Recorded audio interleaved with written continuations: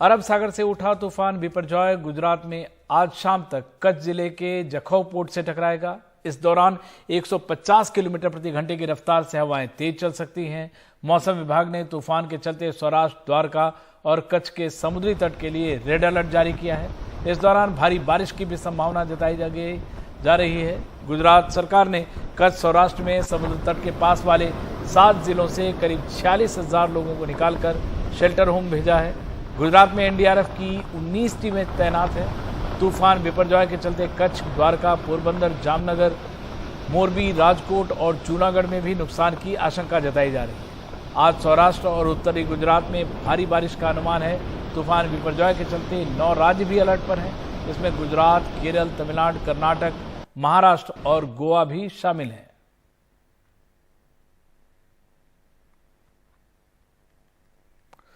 और तूफान से पहले हर तरफ चौकसी और एहतियात बरती जा रही है। द्वारका का मशहूर द्वारकाधीश मंदिर भी तूफान के असर तक बंद रहेगा।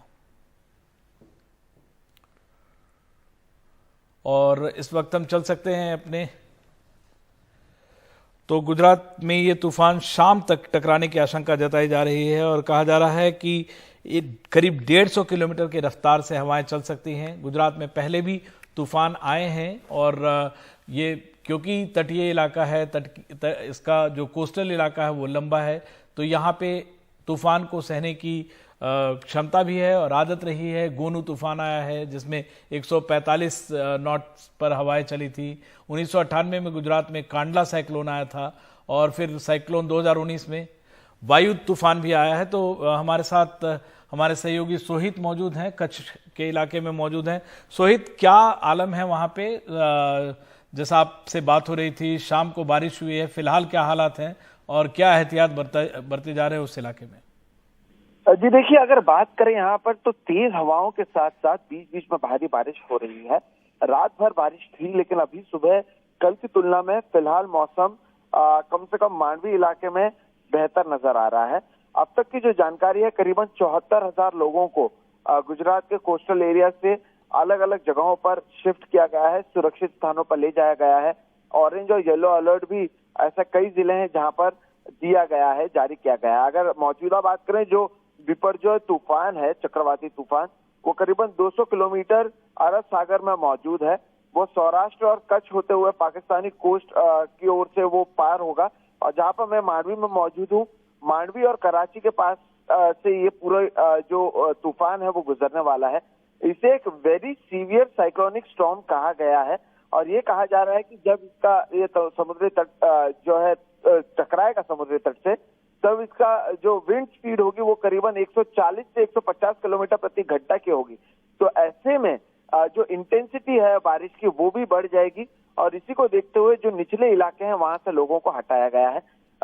तेज हवाओं का असर साफ तौर पर देखने मिल रहा है और इसलिए समुद्री तट के पास किसी को भी जाने की अनुमति नहीं है। कोई भी समुद्री तट के पास नहीं जा सकता है।